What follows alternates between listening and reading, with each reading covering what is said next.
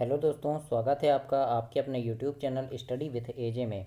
इसमें आज की वीडियो में मैं आप लोगों के लिए लेकर के आया हूं वार्षिक परीक्षा 2024 कक्षा 7वीं सामाजिक विज्ञान का आपका जो पेपर होने वाला है 4 मार्च को आपको सामाजिक विज्ञान का पेपर है दोस्तों। उस परीक्षा में किस प्रकार के प्रश्न आएंगे, पेपर में आपको किस प्रकार से प्रश्न देखने मिलेंगे, क्या क्या प्रश्न आपकी परीक्षा के लिए काफ़ी ज़्यादा महत्वपूर्ण होंगे, उन सारी चीज़ों को लेकर के ये वीडियो बनाया हूँ। इसमें काफ़ी महत्वपूर्ण प्रश्न है दोस्तों, और ये आपका सैम्पल पेपर है पूरा। इसमें देखिएगा आपकी किस प्रकार के प्रश्न आने वाले हैं परीक्षा में। और दोस्तों ये आपका 60 नंबर का पेपर होगा जिसमें कुल 24 प्रश्न आएंगे। तो आज की इस वीडियो में पूरे 24 प्रश्न लेकर के आया हूँ। पूरे प्रश्न बताएंगे कि कैसे होंगे, किस प्रकार के प्रश्न आएंगे, तो वीडियो में अंत तक बने रहिए। और आइए देखते हैं प्रश्न। सबसे पहले आपको वैकल्पिक प्रश्न पूछे जाएंगे, विकल्प वाले प्रश्न रहेंगे, जो दोस्तों प्रश्न नंबर 1 से 10 तक रहेंगे और जो एक एक नंबर के आपके प्रश्न होंगे। 4 मार्च को आपको सामाजिक विज्ञान का पेपर है। और दोस्तों आपकी हिंदी, अंग्रेजी, गणित, संस्कृत, विज्ञान, सामाजिक विज्ञान सारी वीडियोस चैनल पे डली है, और एक एक विषय के 3-3, 4-4 वीडियो डाल दिया है मैंने। और दोस्तों वैकल्पिक प्रश्नों के 50-50 वैकल्पिक प्रश्नों के वीडियो भी डाला है, हिंदी के, अंग्रेजी के, विज्ञान के। तो उन वीडियोस को भी देखें आप चैनल पे जाकर के। सारे विषय के वीडियो हैं और काफ़ी अच्छे अच्छे प्रश्न हैं दोस्तों। उन प्रश्नों को पढ़ लेंगे तो काफ़ी अच्छा पेपर आपका बनेगा। आइए देखते हैं प्रश्न नंबर पहला। जैसे पूछा है, अरब भूगोलवेत्ता अल इदरीसी ने भारतीय महाद्वीप का मानचित्र यानी कब बनवाया था? तो इसका सही उत्तर होगा दोस्तों 1154 में बनवाया था। हमने पढ़े हैं पुस्तक में, तो याद रखिएगा, ऐसे प्रश्न जरूर पूछे जाते हैं। तो द नंबर इसका सही उत्तर होगा 1154 में उसने मानचित्र बनवाया था। इसके बाद प्रश्न नंबर 2 है, इनमें से कौन सा नगर चाहमानों के नियंत्रण में आता था? तो इसका उत्तर होगा दोस्तों कन्नौज और इंद्रप्रस्थ, है ना, ये दोनों हैं। तो स नंबर आपका सही उत्तर हो जाएगा उपरोक्त दोनों, है ना। कन्नौज और इंद्रप्रस्थ दोनों नगर जो थे ये चाहमानों के नियंत्रण में आते थे। इसके बाद प्रश्न नंबर 3 है, दिल्ली के सुल्तानों के शासनकाल में प्रशासन की भाषा खालिस्तान थी, मतलब कौन सी भाषा थी जिसमें सरकारी कामकाज होता था? तो वो थी दोस्तों फ़ारसी भाषा। याद रखिएगा, फ़ारसी भाषा में सारे कामकाज होते थे। द नंबर इसका सही उत्तर है कि दिल्ली के सुल्तानों के शासनकाल में प्रशासन की जो भाषा थी वो फ़ारसी भाषा थी। तो प्रश्न नंबर 3 भी आपके लिए काफ़ी ज़्यादा महत्वपूर्ण है दोस्तों। और आप ऐसी ही सारी वीडियो में सारे विषय के वीडियोस चैनल पर डले हैं, तो उनको भी आप जा कर के देखिए। चौथा नंबर का प्रश्न है, औरंगजेब ने खालिस्तान में एक लंबी लड़ाई लड़ी थी, कहाँ लड़ी थी? तो दक्कन में लड़ी थी दोस्तों। तो दक्कन इसका सही उत्तर होगा। सारे प्रश्न आपके पाठ से हैं और वेरी IMP प्रश्न है दोस्तों। इन प्रश्नों को देखना ना भूलें, पेपर में कुछ भी आपसे पूछ सकता है, और अंत तक बने रहिए। आगे लघुत्तरी प्रश्न और दीर्घोत्तरी प्रश्न सारे प्रश्न मैं चैनल पे लेकर के आऊँगा। आइए देखते हैं प्रश्न नंबर 5, इनमें से कौन सा मानव निर्मित पर्यावरण है? तो मानव निर्मित पर्यावरण क्या है दोस्तों? तो देखो, पहाड़ भी नहीं है, समुद्र भी नहीं है, नदियाँ भी नहीं है, क्या है? सड़क है। तो स नंबर इसमें उत्तर आपका स नंबर आएगा, सड़क। इसके बाद देखते हैं, द्रवित मैग्मा से बनी सेल है। द्रवित मैग्मा से कौन सी सेल बनी है? तो आग्नेय शेल जो है वो द्रवित मैग्मा से बनी है, मतलब लावा के ठंडा होने से बना है। तो इस प्रकार से आपको प्रश्न नंबर 6 का उत्तर लिखना है। 7वें नंबर में पूछा है, इनमें से कौन सी समुद्र तरंग की विशेषता नहीं है? तो दोस्तों जो सेल है ये समुद्र तरंग की विशेषता नहीं है। प्रश्न 8वां है, काई एवं लाइकेन पाए जाते हैं, कहाँ पाए जाते हैं? तो ये पाए जाते हैं दोस्तों टुंड्रा वनस्पति में। तो ये आपका द नंबर इसमें सही उत्तर हो जाएगा। इसके बाद प्रश्न नंबर 9 है, इनमें से कौन सा संचार का माध्यम नहीं है? तो देखो, मोबाइल भी है ना, पत्रिकाएं भी हैं, अखबार भी है, किताब जो है संचार का माध्यम नहीं है। तो द नंबर इसमें सही उत्तर होगा। और नहीं है में ज़्यादा ध्यान रखना है दोस्तों, है और नहीं है में बहुत कन्फ्यूजन हो जाता है। तो नहीं है वाला प्रश्न पूछा है तो उसको अच्छे से पढ़ना है आपको। प्रश्न नंबर 10 है, इनमें से कौन सी लोकतांत्रिक राज्य की विशेषता है? तो देखो, समानता, स्वतंत्रता और बंधुत्व ये सभी होंगे, तो ये क्या है? लोकतांत्रिक राज्य की विशेषता है। तो द नंबर इसमें आपका सही उत्तर होगा। इसके बाद आइए देखते हैं लघुत्तरी प्रश्न है। प्रश्न नंबर 11 से 20 तक आपको लघुत्तरी प्रश्न आएंगे पेपर में, जो आपके 3-3 नंबर के, प्रत्येक प्रश्न 3 नंबर का होगा। और ये काफ़ी सारे प्रश्न इंपॉर्टेंट है दोस्तों, सारे प्रश्न। तो जो भी प्रश्न अगर आपसे नहीं बन रहा है तो उसको आप नोट कर सकते हैं या स्क्रीनशॉट ले सकते हैं, ताकि आप उसको 2-3 बार पढ़ें और पेपर में अगर ऐसे प्रश्न आए तो ज़रूर से बन सकें। क्योंकि ये सारे प्रश्न छटे हुए प्रश्न हैं आपकी पुस्तक के, काफ़ी इंपॉर्टेंट प्रश्न है। तो एक भी प्रश्न को नहीं छोड़ना दोस्तों, कुछ भी आ सकता है पेपर में, इसलिए सारे प्रश्नों को देखें और कोई प्रश्न आपसे नहीं बन रहा है तो उसे लिख लें, नोट कर लें, ताकि 2-3 बार पढ़ें तो आपसे वो बनने लगे। प्रश्न नंबर 11 वेरी आईएमपी प्रश्न है कि जातियों के मामले में कैसे नियंत्रण किए जाते हैं। तो इसके उत्तर में लिखिएगा कि समाज में अपने सदस्यों के व्यवहार को नियंत्रण में करने के लिए जातियाँ स्वयं अपने अपने नियम बनाती थी। इन नियमों का पालन जाति के बड़े बुजुर्ग की एक सभा करवाती थी, जिसे कुछ इलाकों में जाति पंचायत कहा जाता था। लेकिन जातियों को अपने गांव के रिवाजों का पालन भी करना पड़ता था। इस प्रकार से प्रश्न नंबर 11 के उत्तर में आप लिखेंगे। 12वां नंबर का प्रश्न है मनसबदार और जागीर में क्या संबंध था। वेरी आईएमपी प्रश्न है दोस्तों, मनसबदार व्यवस्था और जागीर व्यवस्था ये आपसे पूछा जाएगा। तो इसके उत्तर में लिखिएगा कि मुगलों की सेवा में आने वाले नौकरशाह मनसबदार कहलाते थे, और मनसबदार अपना वेतन राजस्व एकत्रित करने वाली भूमि के रूप में पाते थे। उन्हें जागीर कहते थे। मनसबदार अपनी जागीर पर नहीं रहते थे और ना ही उस पर प्रशासन करते थे। उनके पास अपनी जागीरों से केवल राजस्व एकत्रित करने का अधिकार था। यह राजस्व उनके नौकर उनके लिए एकत्रित करते थे। इस प्रकार से यह मनसबदार और जागीर में एक दूसरा क्या था, संबंध था एक दूसरे से, है ना। तो इस प्रकार से आपको प्रश्न 12 का उत्तर लिखना है, और प्रश्न 12 काफ़ी महत्वपूर्ण प्रश्न है। 13वां नंबर का प्रश्न पूछा है मद्रास जैसे बड़े नगरों में स्थित ब्लैक टाउन्स में कौन रहता था। तो इसके उत्तर में लिखना कि मद्रास जैसे बड़े नगरों में स्थित ब्लैक टाउन्स में व्यापारी, शिल्पकार, औद्योगिक मजदूर एवं अन्य क्षेत्रों के काम करने वाले मजदूर रहा करते थे। इस प्रकार से आपको प्रश्न 13 में लिखना है। 14 नंबर का प्रश्न है दोस्तों, अवध और बंगाल के नवाबों ने जागीरदारी प्रथा को हटाने की कोशिश क्यों की थी। ये भी आईएमपी प्रश्न है दोस्तों, वार्षिक परीक्षा में आ सकता है, इसे भी काफ़ी अच्छे से लिखिएगा। तो उत्तर में लिखना कि अवध और बंगाल के नवाबों ने जागीरदारी प्रथा को हटाने की कोशिश निम्नलिखित कारणों से की थी। पहला कि अवध और बंगाल के नवाब मुगल शासन के प्रभाव को कम करना चाहते थे। दूसरा लिख देना कि दोनों ही जागीरदारी व्यवस्था को संदेह की दृष्टि से देखते थे। और तीसरा लिख देना कि अपने विश्वस्त लोगों की नियुक्ति के लिए जागीरदारी व्यवस्था को समाप्त करना चाहते थे। इस प्रकार से आपको प्रश्न 14 के उत्तर में लिखना है। और दोस्तों हर विषय की मैंने 2-2, 3-3 वीडियो, 4-4 वीडियो डाल दिया है, तो उन सारी वीडियोस को देखना, ताकि किसी न किसी वीडियो से, सभी वीडियो से 2-4, 5 प्रश्न ऐसे आएंगे, और काफ़ी इंपॉर्टेंट प्रश्न है सारी वीडियोस में। और वैकल्पिक प्रश्नों की 50-50 विकल्प वाले प्रश्नों की वीडियो भी अलग से डाला है, तो उन्हें भी पेपर के पहले देखना। और पेपर के पहले और अभी आपके पेपर के बीच में भी मैं काफ़ी सारे प्रश्न डालते रहूँगा, तो वो सारी चीज़ें आपको समय पर मिले, इसके लिए चैनल सब्सक्राइब कर लेना, ताकि जो भी चीज़ डालूँ आपको तुरंत मिल जाए और उन्हें पढ़ करके आप उसका लाभ ले सकें। प्रश्न 15 है दोस्तों, सेलों के क्या उपयोग हैं। ये भी इंपॉर्टेंट प्रश्न है, इसको भी देखना कि सेल हमारे लिए बहुत उपयोगी हैं।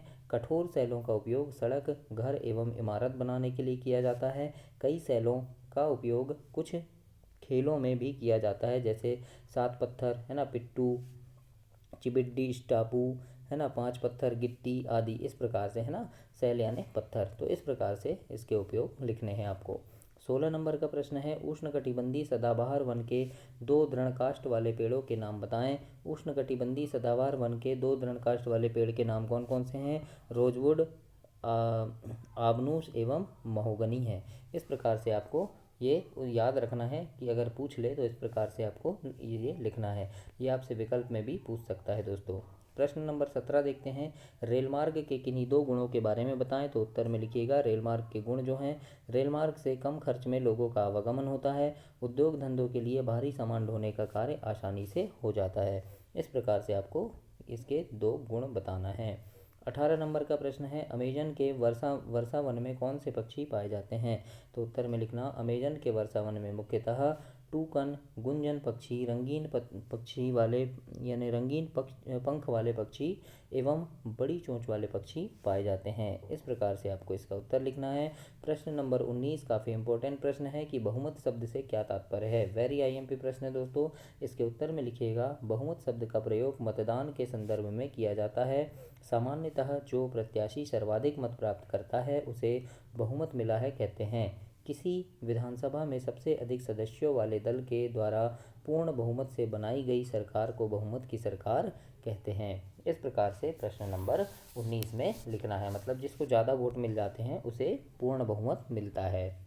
प्रश्न नंबर 20 है, समानता के लिए लोगों के संघर्ष में हमारे संविधान की क्या भूमिका हो सकती है? तो उत्तर लिखेंगे कि समानता का मूल्य लोकतंत्र के केंद्र में है। भारतीय संविधान भारत के सभी नागरिकों को एक समान मानता है। संविधान जाति, धर्म, भाषा, क्षेत्र एवं लिंग के आधार पर किसी से भेदभाव नहीं करता। इसीलिए देश में समता के लिए चलने वाले आंदोलन और संघर्ष अक्सर संविधान के आधार पर ही समता और न्याय की बात करते हैं। न्यायालय संविधान को ध्यान में रखते हुए फैसला संघर्ष करने वालों के पक्ष में देता है। इस प्रकार से प्रश्न नंबर 20 के उत्तर में आप लिखेंगे। इसके बाद अब आएगा दोस्तों दीर्घ उत्तरीय प्रश्न, जो आपका प्रश्न नंबर 21 से 24 तक रहेंगे, जो आपके 5-5 नंबर के होंगे। बड़े उत्तर रहेंगे, वेरी आईएमपी प्रश्न रहेंगे, बहुत ज़्यादा महत्वपूर्ण है। इन प्रश्नों को छोड़ना नहीं है, क्योंकि ये प्रश्न ही आपके नंबर बढ़ाते हैं। तो 5 नंबर का प्रश्न है, थोड़ा बड़ा उत्तर आपको लिखना पड़ेगा। और 21 नंबर का प्रश्न काफ़ी इंपॉर्टेंट है कि चोल साम्राज्य में सभा की किसी समिति का सदस्य बनने के लिए आवश्यक शर्त क्या थी? तो इसके उत्तर में आप लिखेंगे कि चोल साम्राज्य में सभा की किसी समिति का सदस्य बनने के लिए आवश्यक शर्तें निम्नलिखित की थी, है ना। मतलब चोल साम्राज्य में जो थे वो सभा की समिति का सदस्य किसी को अगर बनना है तो उसकी शर्तें थी दोस्तों कि क्या होना चाहिए। उत्तर मेरूर अभिलेख के अनुसार सभा की सदस्यता के लिए इच्छुक लोगों को ऐसी भूमि का स्वामी होना चाहिए जहाँ से भू राजस्व वसूला जाता है। मतलब कि एक बड़ी ज़मीन जायदाद उनके पास होनी चाहिए, है ना। दूसरा है उनके पास अपना खुद का घर होना चाहिए, यानी कि वो कहीं किराए से ना रहते हो, खुद का घर हो। उनकी उम्र 35 से 70 के बीच होनी चाहिए। उन्हें वेदों का ज्ञान भी होना चाहिए, है ना। ये सारी उनकी शर्तें थी। उन्हें प्रशासनिक मामलों की अच्छी जानकारी होनी चाहिए और ईमानदार होना चाहिए। यदि कोई पिछले 3 सालों में किसी समिति का सदस्य रहा है तो वह किसी और समिति का सदस्य नहीं बन सकता। ऐसा भी था, जिसने अपने या अपने संबंधियों के खाते जमा नहीं कराए हैं वह चुनाव नहीं लड़ सकता था। इस प्रकार से भी था, खाते जमा नहीं कराए मतलब अगर कोई उधार ले रखा है किसी से, है ना, और पैसे नहीं चुकाया है तो वो भी सदस्य नहीं बन सकता था। तो इस प्रकार से ये जो था चोल साम्राज्य के सभा की समिति का सदस्य बनने के लिए शर्तें थी। तो इन शर्तों को याद रखना, कम से कम 5 शर्तें तो याद आपको होनी चाहिए, है ना। नोट कर लीजिए, 2-3-4 बार पढ़ेंगे तो आराम से याद हो जाएगा। दोस्तों किसी भी चीज़ को रटना नहीं चाहिए, है ना। 2-3-4 बार पढ़ना, समझना, तो वो आसानी से याद रहेगी आपको। रटोगे तो भूल जाओगे, इसलिए समझ के पढ़िएगा। प्रश्न नंबर 22 लिखा है, मिन्हाज के विचार अपने शब्दों में व्यक्त कीजिए। क्या आपको लगता है कि रजिया के विचार भी यही थे? उसके अनुसार स्त्री के लिए शासक बनना इतना कठिन क्यों था, है ना। मतलब जो मिन्हाज था उनने अपने विचार में लिखा था कि स्त्री शासन नहीं कर सकती, तो ऐसा क्यों कहा था, ऐसा पूछा है। तो उत्तर में लिखेंगे कि मिन्हाज ए सिराज के विचार में ईश्वर ने जो आदर्श व्यवस्था बनाई है उसके अनुसार स्त्रियों को पुरुषों के अधीन होना चाहिए। इसीलिए रानी का शासन इस व्यवस्था के विरुद्ध जाता था। मिन्हाज ए सिराज ने, मतलब कि मिन्हाज क्या कहता था कि वो पुरुष शासन करेंगे, है ना, नारी शासन नहीं करेगी, इस प्रकार से वो बताता था।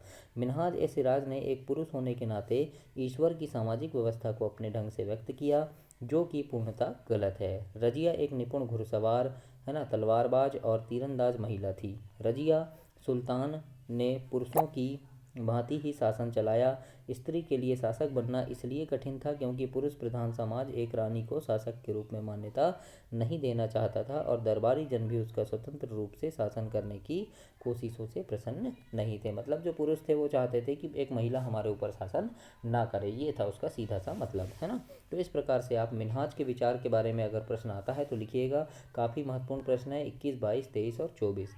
23 नंबर का प्रश्न अब आपसे पूछा है दोस्तों, जो 5 नंबर का है कि कल्पना करें कि यदि स्कूल समय के बीच में अचानक भूकंप आ जाए तो आप अपनी सुरक्षा के लिए क्या क्या करेंगे। मतलब स्कूल लगा है आपका और अचानक अगर भूकंप आ जाता है तो आप क्या क्या करेंगे, ये आपसे पूछा है। तो इसके उत्तर में आप लिखेंगे कि स्कूल के समय में, है ना, स्कूल के समय में अचानक भूकंप आने पर हम अपनी सुरक्षा के लिए निम्नलिखित उपाय करेंगे। पहला, कि स्कूल में किसी मजबूत टेबल या फर्नीचर के नीचे बैठकर हाथ से सिर और चेहरे को ढक लेंगे। भूकंप के झटके आने तक अंदर रहें और झटके कम होने पर खुले मैदान में आ जाएं। स्कूल की इमारत व बिजली के खंभों से दूर खड़े हों और भूकंप के समय सभी विद्यार्थी व शिक्षक को धैर्य से काम लेने की हिदायत देंगे, मतलब धैर्य से काम लेने के लिए कहेंगे। इस प्रकार से आपको लिखना है दोस्तों, अगर ऐसा प्रश्न आता है तो। 24 नंबर का प्रश्न है, जब आप बीमार होते हैं तो आप कहाँ जाते हैं? क्या आपको किन्हीं कठिनाइयों का सामना करना पड़ता है? अपने अनुभव के आधार पर एक अनुच्छेद लिखिए। तो उत्तर में लिखेंगे कि बीमार पड़ने पर सामान्यतः व्यक्ति सरकारी अस्पताल में इलाज के लिए जाते हैं। वहाँ अधिकांशतः निम्नलिखित कठिनाइयों का सामना करना पड़ता है। अब कठिनाई कैसी है वो लिखेंगे कि सरकारी अस्पताल में सर्वप्रथम रजिस्ट्रेशन अर्थात पर्चा बनवाने के लिए लंबी लाइन में खड़े होना पड़ता है। तत्पश्चात डॉक्टर को दिखाने के लिए फिर से लंबी लाइन का सामना करना पड़ता है। जांच परख के बाद डॉक्टरों द्वारा विभिन्न जांच जैसी ईसीजी, रक्त परीक्षण, मूत्र परीक्षण इत्यादि करवाने के लिए भी लंबी लाइन में खड़ा होना पड़ता है ना। और कि डॉक्टर द्वारा जो दवाइयाँ लिखी जाती है उनमें से कई दवाइयाँ अस्पताल में नहीं मिलती, उन्हें बाहर की दुकान से खरीदना पड़ता है। इस प्रकार से काफ़ी सारी समस्याएं हैं। तो ऐसे प्रश्न आपकी परीक्षा में आएंगे दोस्तों। ये 24 प्रश्न आपके कंप्लीट हुए। 4 मार्च को आपका सामाजिक विज्ञान का पेपर है, उस पेपर में काफ़ी सारे प्रश्न आएंगे और आपके 27 फरवरी से जो पेपर चालू हैं, हिंदी, अंग्रेजी, गणित, संस्कृत, विज्ञान, सामाजिक विज्ञान, सारे विषय के वीडियो चैनल पर मैंने डाला है। चैनल सब्सक्राइब करके सारे इंपॉर्टेंट वीडियो को देखें, इंपॉर्टेंट प्रश्नों को देखें, पढ़ें, समझें और काफ़ी अच्छे नंबरों से पास हों दोस्तों। बहुत अच्छे नंबर आपके आए परीक्षा में, अपनी कक्षा में टॉप करें, ऐसी मेरी शुभकामनाएं हैं आपके लिए। तो चैनल को सब्सक्राइब करना, वीडियो को लाइक करना और अपने दोस्तों तक इसे शेयर करना। धन्यवाद।